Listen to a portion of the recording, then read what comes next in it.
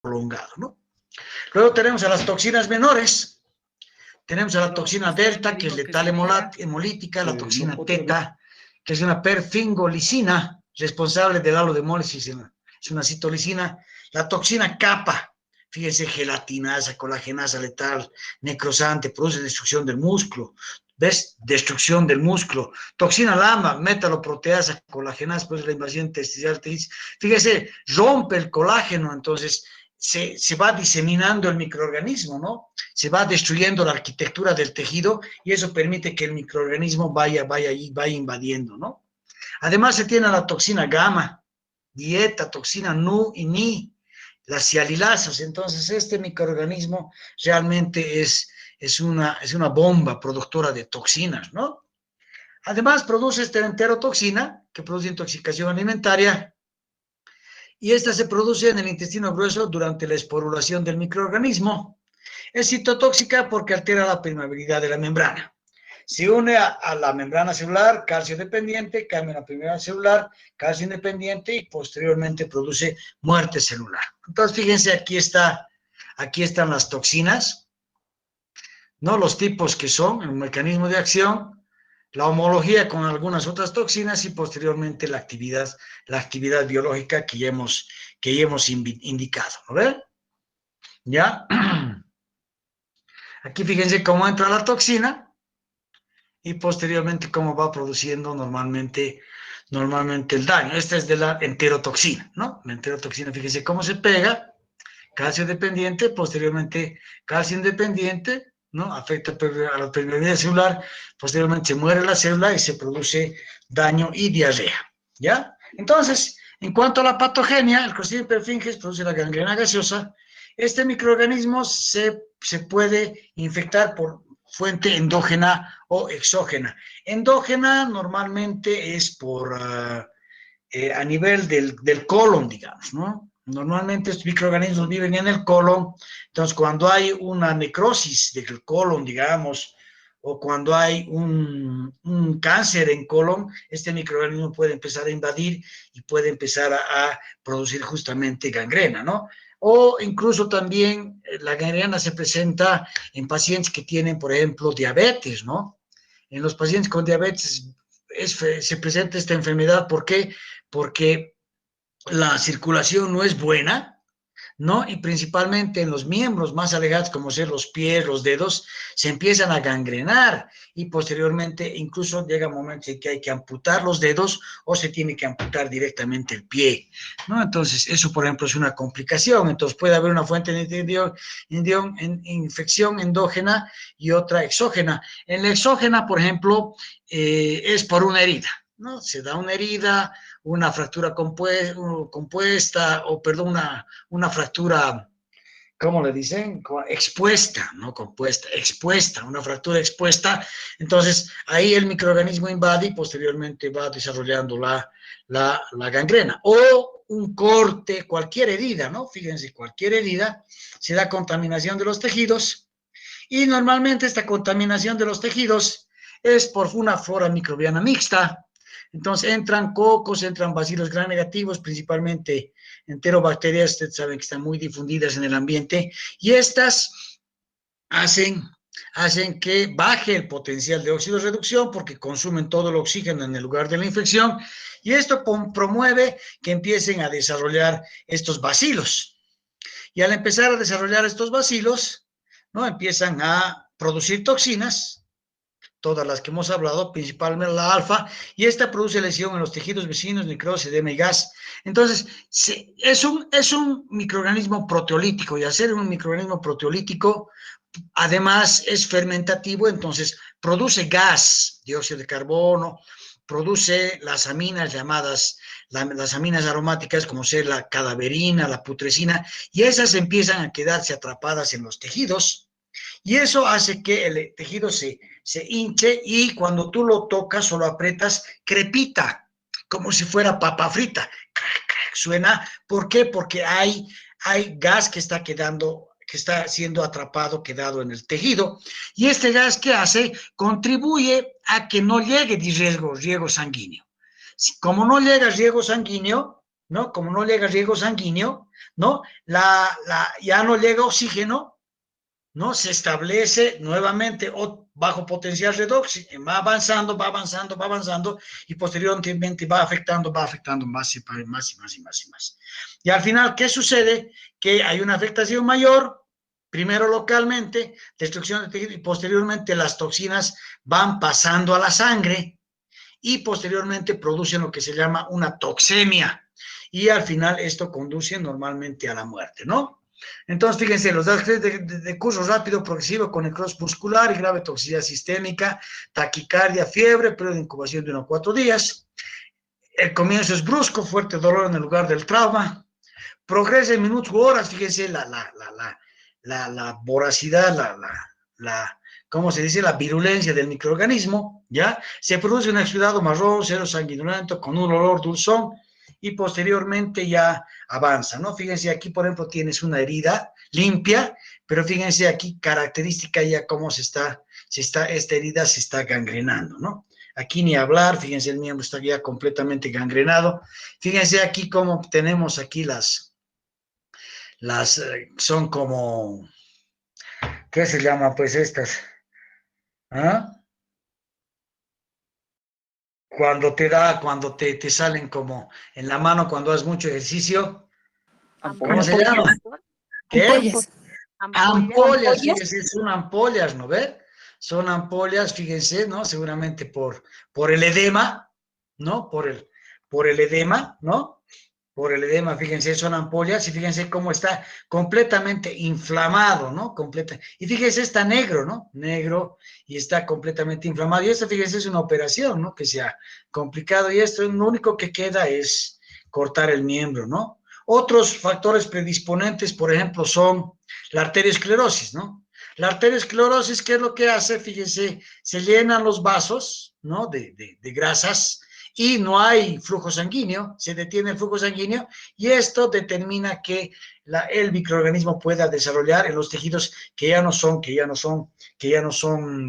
irrigados con sangre, ¿no? Lo que les decía, el cáncer de colon, y posteriormente la diabetes, ¿no? Por la característica de los tejidos que están, o de los miembros que están completamente afectados. Entonces, fíjense cómo empieza en las partes más alejadas del cuerpo, principalmente los dedos del pie, se empieza a dar la característica necrosis, y posteriormente se presenta la gaseosa.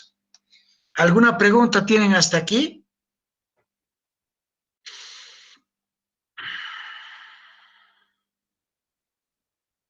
¿Alguna pregunta, alguna duda de lo que es la gangrena gaseosa? Creo que no, doctor. ¿Todo está bien? Bueno, Sí, si es así, me alegro. Ya, Sí, doctor. entonces, en cuanto al diagnóstico de laboratorio, esta es una enfermedad muy grave, ¿no? No se puede perder tiempo, fíjense, esperar 48 a 72 horas para la confirmación puede significar en la persona que pierde el miembro o directamente se muera, ¿no? Por la gravedad de la enfermedad. Entonces, se tiene que actuar rápidamente. Ya, normalmente el diagnóstico se puede hacer por métodos bacteriológicos, histopatológicos e inmunológicos, ¿ya? Esto para determinar la terapia adecuada para cada caso. Entonces, para la parte bacteriológica, digamos, tenemos que tomar la muestra, se toma normalmente la parte profunda de la herida, se procesa inmediatamente, o se debe llevar en un medio de transporte de Stuart o Carrie Blair y refrigerarse inmediatamente, y siempre cuidando de que no se pongan en contacto con el oxígeno, ¿no? En condiciones de anaerobiosis. ¿Por qué? Porque son anaerobios, ¿no? Posteriormente, se puede hacer un examen directo, en este se observa a los bacilos gram positivos característicos, ¿no? O se puede hacer inmunofluorescencia directa, que es un método mucho más específico, y la observación de la cápsula en el microorganismo, ¿no? Tomar en cuenta que hay presencia de infección mixta, pero tenemos que ver la presencia de bacilos gram positivos grandes, regordetes, como los que hemos visto, ¿ya? Eso ya hemos visto. Cultivo, tioglicolato, CUCMIC, tarosi en anaerobiosis, resiembra en paz para ver el doble halo de hemólisis, que es clave. Ojalá lo logremos hacer del mes de agosto para adelante en el laboratorio para que ustedes lo vean, ¿no? Son no mótiles, fermentación de carbohidratos, cam reversa, lecitina internacional y liquefacción de la gelatina, que son las pruebas que se pueden hacer para confirmar este clostridio, pero el doble halo de hemólisis es característico, ¿no? En condiciones de anaerobiosis del sistema GASPAC.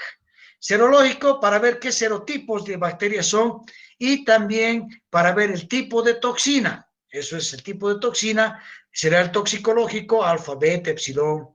Prueben ratones con neutralización, ¿se acuerdan, no? Las pruebas que se hacían para el Clostridium botulinum, para el Clostridium tetani, lo mismo se puede hacer aquí.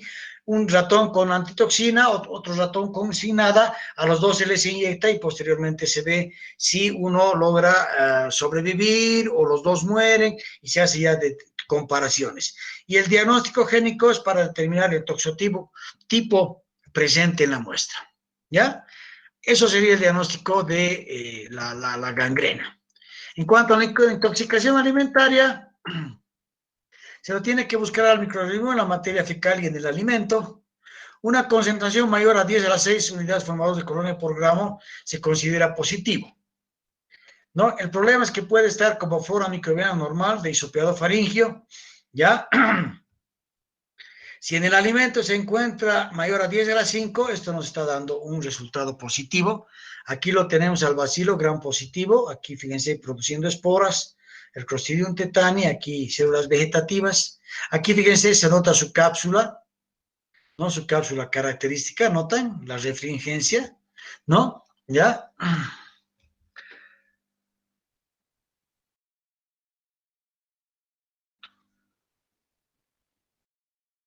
Aquí podemos ver, fíjense, un frotis, dice,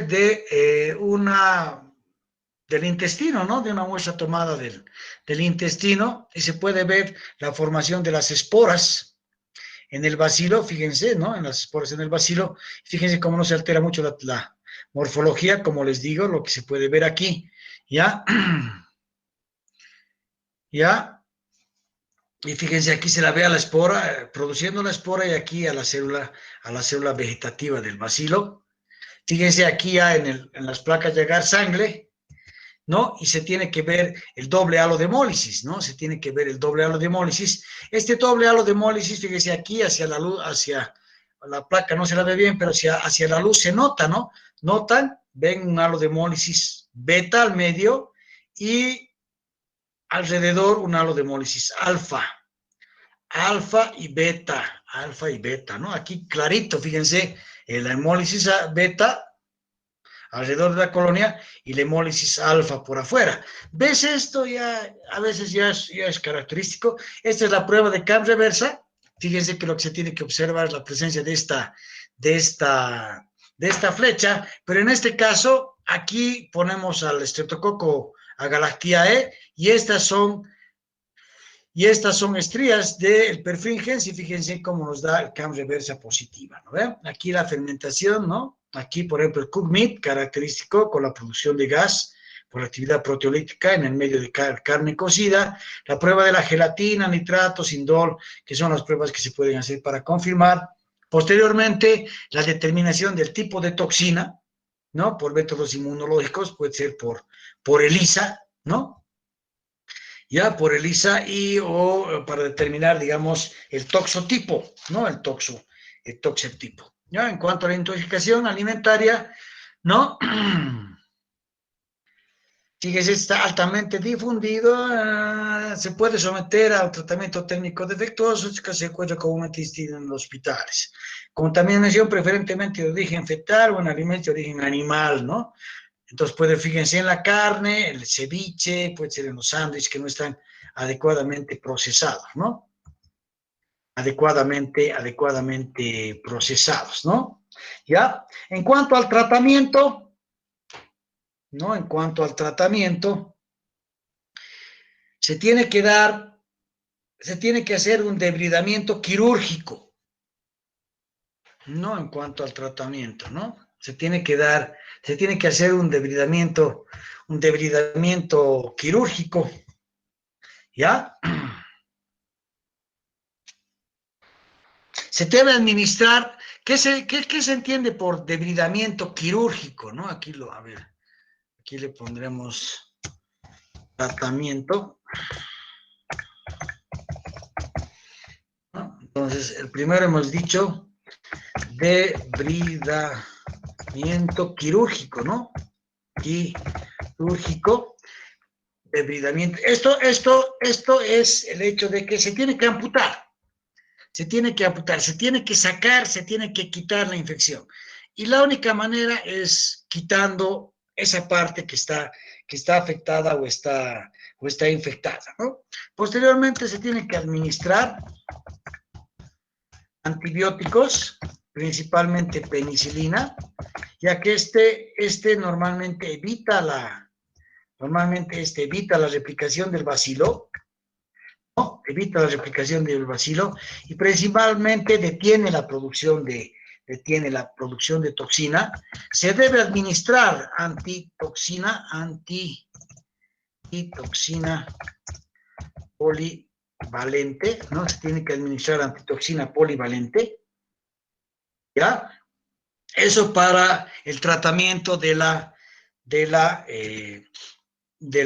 gangrena gaseosa. Y para la intoxicación alimentaria, ¿no? Intoxicación alimentaria, tenemos que agarrar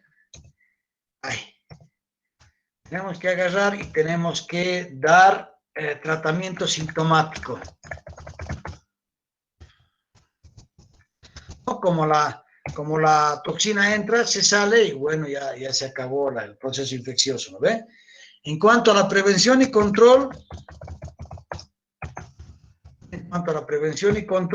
lo que tenemos que hacer es desinfectar, ¿no? Desinfectar adecuadamente las heridas, es lo más importante, ¿no? Y dar tratamiento antibiótico no, tratamiento antibiótico preventivo, ¿no?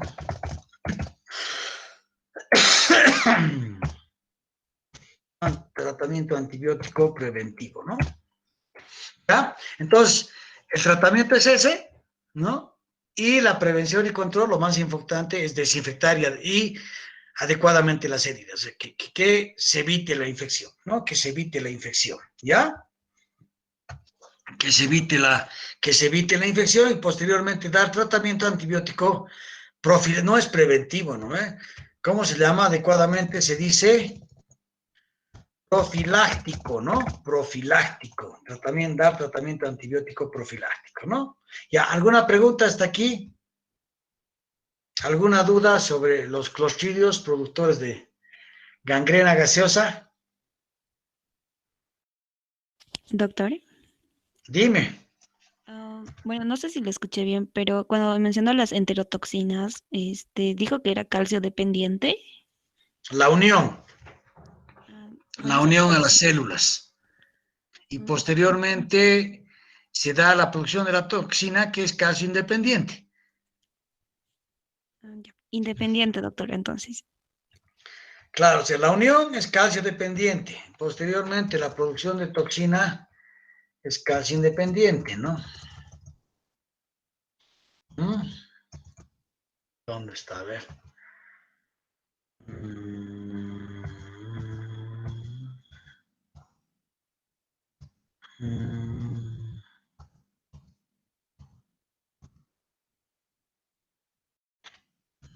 ¿Dónde hemos visto eso, pues?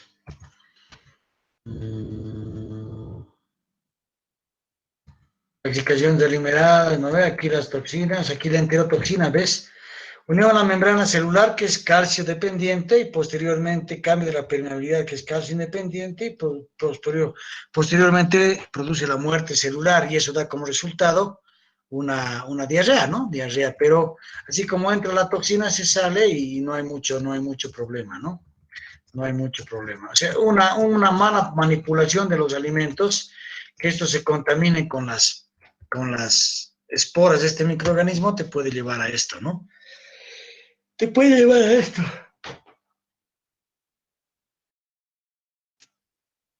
¿Ya? ¿Está bien? Sí, doctor, gracias. Ya.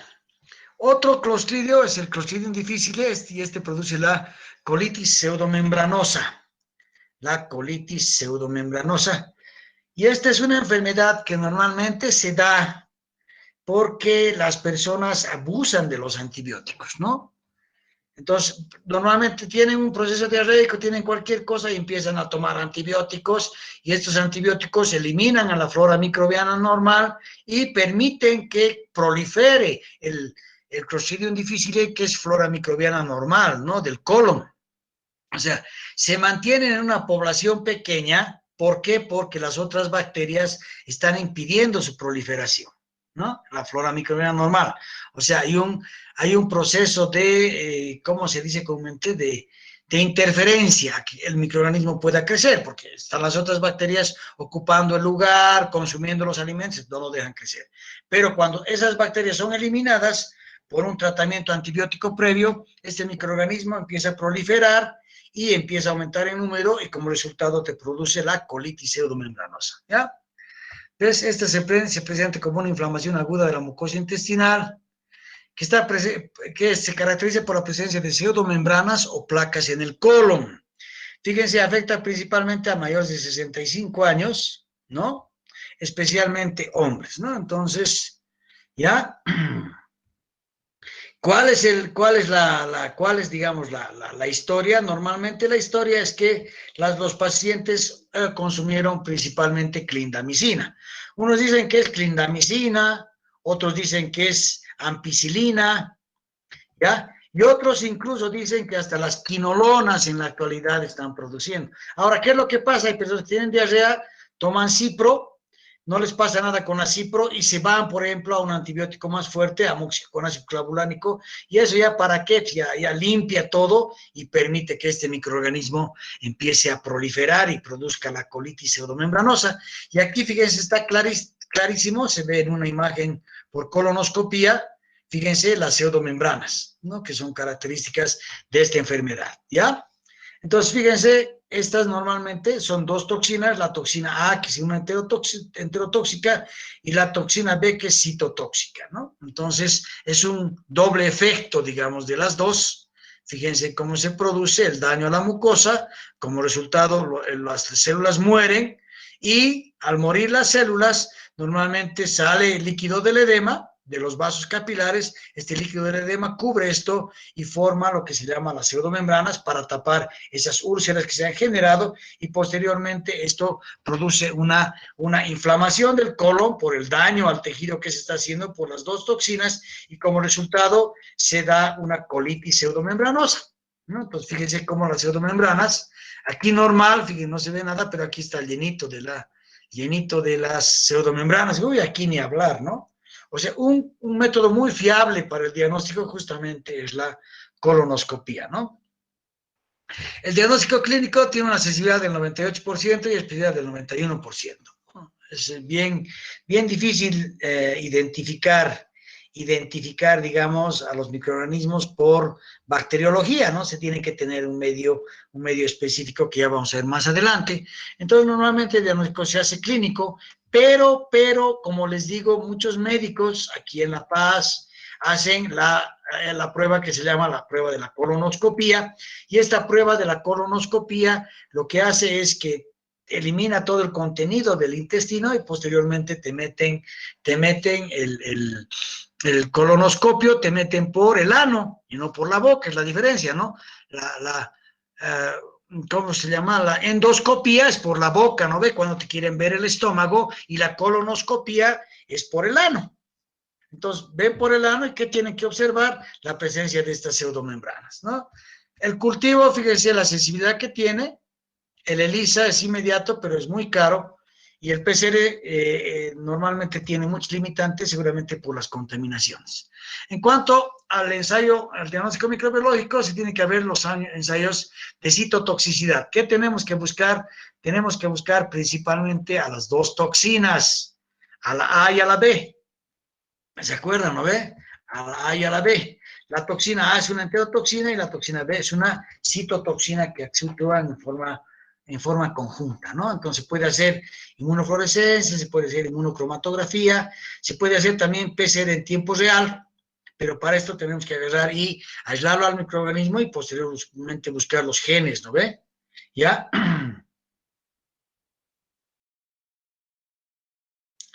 ¿Ves? Fíjense, no se realizan normalmente en heces. ¿Por qué? Porque puedes encontrar a los microorganismos que están presentes normalmente en heces y no tienen ninguna relación con este problema. Entonces no se hace muy de rutina, ¿no? Entonces, lo que se puede hacer sí es un cultivo y posteriormente observar la producción de toxinas, ¿no? Observar la producción de toxinas, ¿no? Por parte del microorganismo y tenerlo normalmente en el cultivo. Pero, digamos, que es así lo raro, digamos, que es así lo raro, es que, o no, pero no lo raro, lo mejor es realizar una colonoscopía. Una colonoscopía. Ahora, si te piden cultivo, se utiliza un medio que se llama el CCFA. El medio CCFA. Es un medio que se llama agar yema de huevo, adicionado con cicloserina, cefoxitina y fructosa.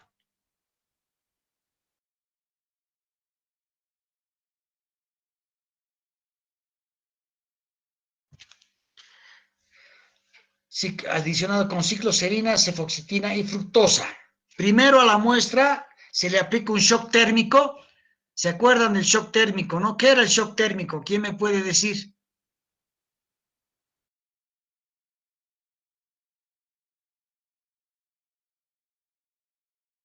¿Qué era el shock térmico? ¿Se acuerdan? Hemos hablado ya para el shock térmico tanto en Clostridium tetani como en Clostridium botulinum. ¿Qué se hace? ¿Qué es el shock térmico?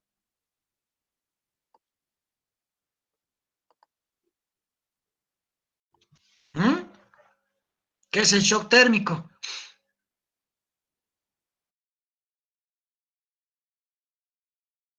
Es que la muestra, antes de sembrarla, la llevas por unos 10 minutos a la temperatura de 80 grados centígrados.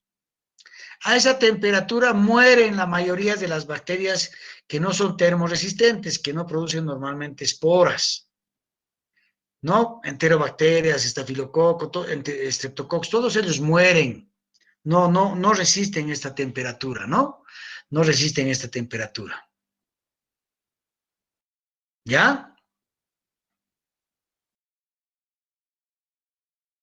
¿Sí? Entonces se hace este shock térmico y posteriormente recién se siembra la muestra, ¿no? Recién se siembra la muestra, ¿no? Recién se siembra la muestra.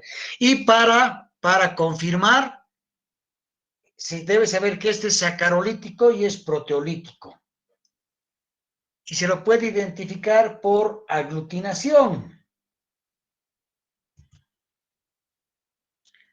Y este es el tratamiento: metronidazol y vancomicina. Esta no la conozco, la fidaxomicina, pero esta sí, ¿no? El metronidazol y la vancomicina. Fíjense los datos de enfermedad grave, leucocitis mayor a 15,000, albúmica cerca menor a 3, aumento de la creatinina sérica, 1.5 veces al valor inicial. Qué interesante es eso, ¿no? ¿Ya? Entonces, de esta manera se diagnostica esta enfermedad, pero como les digo, hay un gastroenterólogo especializado que hace la colonoscopia y es lo mejor, ¿no? Y es lo mejor. Y esta colitis pseudomembranosa normalmente se caracteriza por una diarrea que las personas no hacen su tratamiento, todo para una diarrea, y sigue la diarrea, no cede, comen algo y es una diarrea, constipación, diarrea, y sienten que está completamente inflamado. Van al médico, el médico ojalá piense que es una colitis pseudomembranosa de acuerdo a la historia clínica del paciente, a la anamnesis del paciente, y posteriormente el método que más se está empleando en la actualidad es este, ¿no? De la colonoscopía, ¿no? Ahora uno piensa que esta enfermedad no es muy común, es muy común. Es muy común. Por eso no se debe utilizar los antibióticos así de forma indiscriminada. Mucho cuidado. Hay personas que toman ampicilina, toman amoxicilina y de repente ya están con un proceso de colitis pseudomembranosa y les cuento que es bien grave. No es una enfermedad para tomarla así nomás a la ligera. ¿Ya?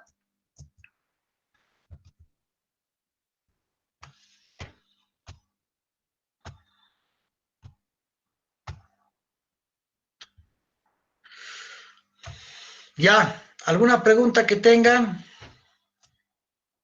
¿Alguna duda hasta aquí?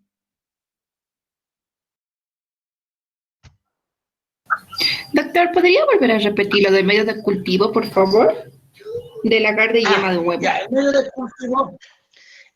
primero ya es un shock térmico, hemos dicho, ¿no ven? Y posteriormente lo siembras en el medio que se llama el CCFA. El CCFA.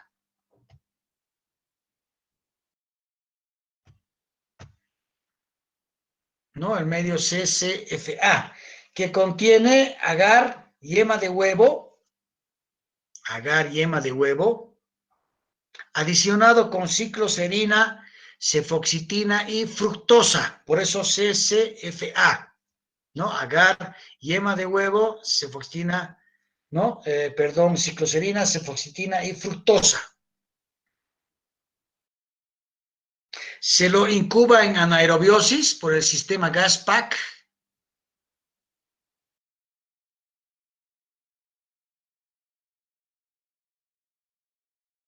¿No? Por el sistema GasPack, y posteriormente se observa que tiene actividad sacarolítica y proteolítica, y se lo puede identificar y confirmar por aglutinación.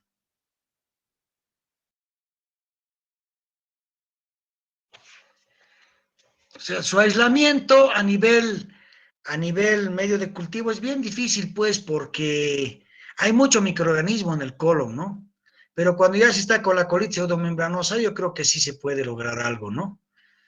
Porque ya el problema es, pues, que tienes que utilizar medios selectivos, ¿no? Tratar. Pero en este medio, por ejemplo, no contiene la cicloserina y la cefoxitina, que serían los antibióticos inhibidores, ¿no? Entonces sería un medio de cultivo de tipo selectivo, ¿no? Un medio de cultivo de tipo selectivo, ¿ya? Ya, ahí quedaríamos. ¿Alguna pregunta, alguna duda? Doctor. Dime. Sí, doctor. Bueno, en el libro de microbiología de Javits nombra que un método exitoso para el tratamiento de esta enfermedad que sí es recurrente o resistente era el trasplante fecal por colonoscopía. ¿Y este tratamiento se lleva a cabo en nuestro medio, doctor? Bueno, tendríamos que preguntarles a los gastroenterólogos, ¿no? Que son los que normalmente tratan este tipo de enfermedad, ¿no? Ahora, el trasplante fecal por colonoscopía significa que tomes una muestra de heces y la instaures directamente en el colon, ¿no? A través del colonoscopio. ¿Para qué? Para que se recupere la flora microbiana normal, ¿no? Pero si ya se han formado las pseudomembranas, ya el microorganismo está dentro de las pseudomembranas, lo había cerrado mi cosa, a ver, espera un ratito, volveré a abrir. Ya no estoy compartiendo, ¿no? No, doctor. No, doctor. Esperen un rato.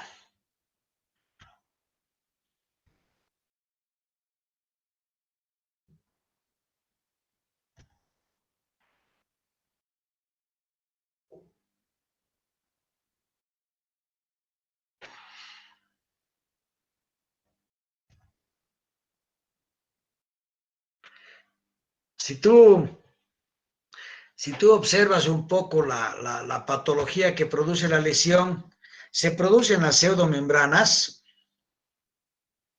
¿no? Se producen las pseudomembranas, ¿no? Pero ya estamos aquícito. Aquí era, ¿no? Ya.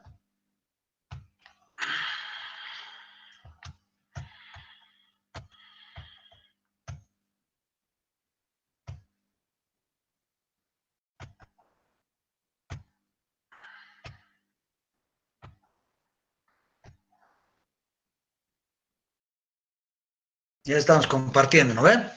Entonces, fíjense aquí, por ejemplo, fíjate cómo el microorganismo prolifera, empieza a producir las dos enterotoxinas, la de tipo A y la de tipo B, y como resultado se produce necrosis, muerte del epitelio, ¿no ve? Al morir el epitelio, empiezan a salir leucocitos polimorfonucleares, empieza a salir líquido del edema, empieza a salir fibrina, y se empieza a formar pseudomembranas de fibrina para cubrir las lesiones. Entonces, en estas lesiones, fíjate, tienes al microorganismo que está proliferando, ¿no? Y al epitelio que está muerto, lo que tú observas aquí, estas pseudomembranas, ¿no?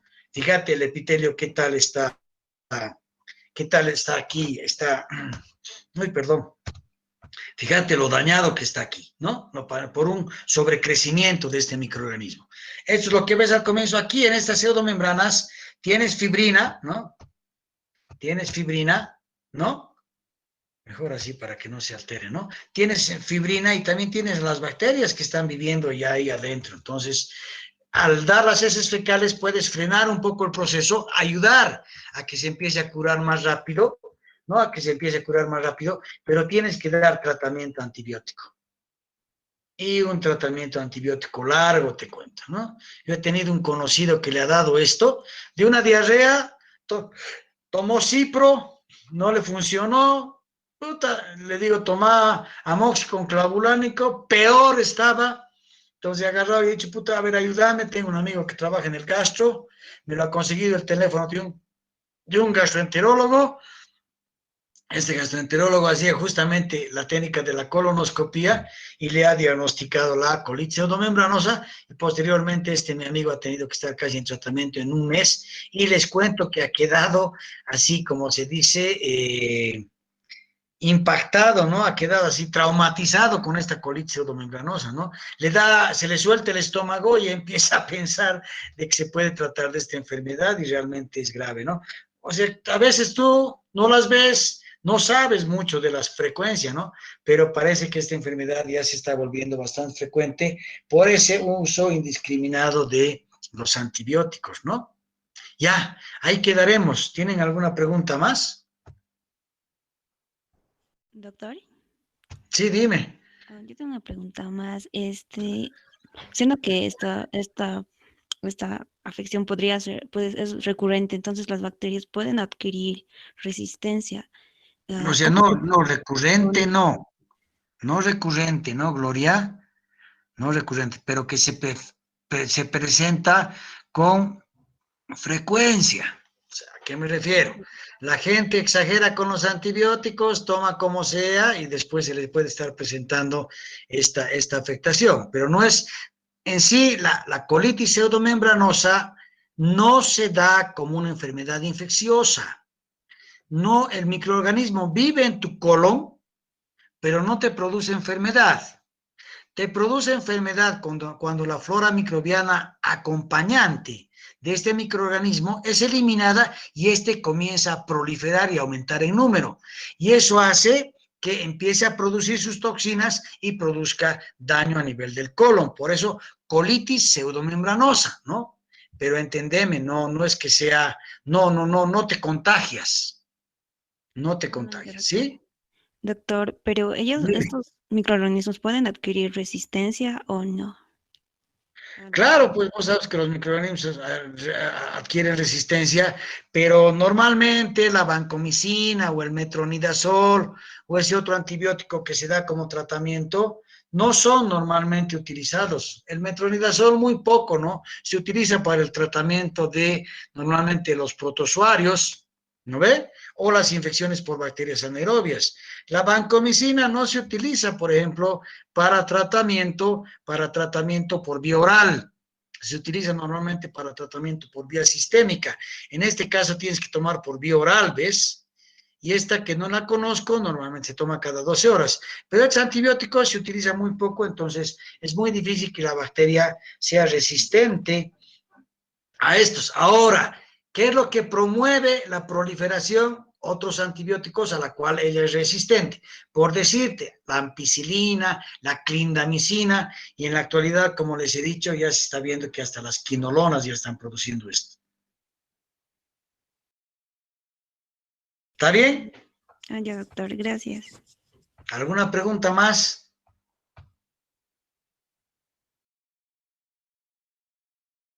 ¿No hay más preguntas?